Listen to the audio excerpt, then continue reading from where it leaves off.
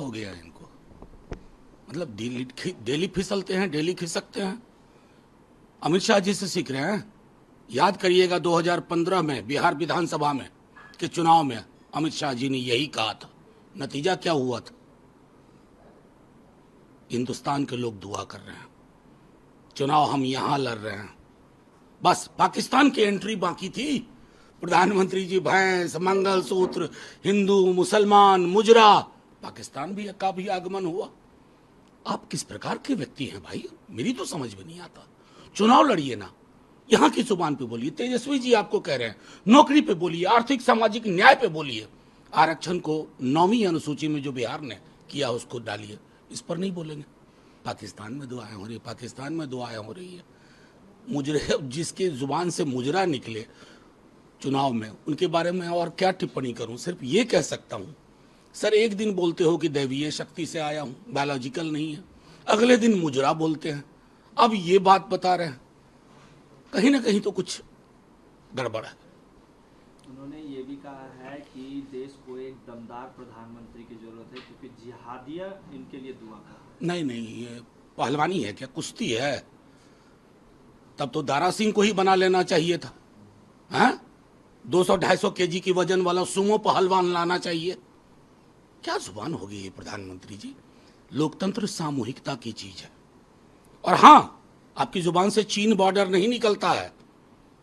लाल आंख किसके लिए? ईडी, आईटी, सीबीआई के माध्यम से विपक्ष के लोगों के लिए। प्रधानमंत्री जी, दूसरे चरण के बाद जो आपकी भाषा का क्षरण है ना, वो आगे भी चिंता देगा इस देश को।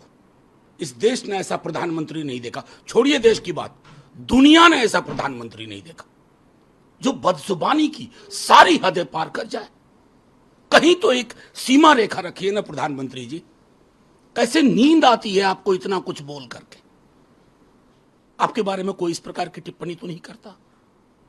मतलब मन नहीं भरा हिंदू मुसलमान करके, अब यहां आ गए आप।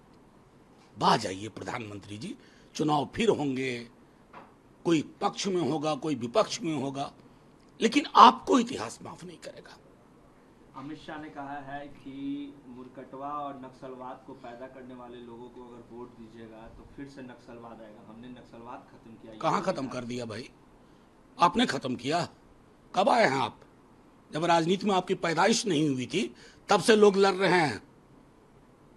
और हां, मुरकटवा वाली बहुत सारी स्टोरी हमें भी गुजरात से मालूम है। जुबान फिर से खोलना शुरू करूंगा तो दिक्कत होगी। सीधे कर मुद्दों पर बात करिए। जिनको आप नक्सलवाद का जामा पहना रहे हैं ना, वो यहां चुन के आते हैं, उनके साथ जनता है।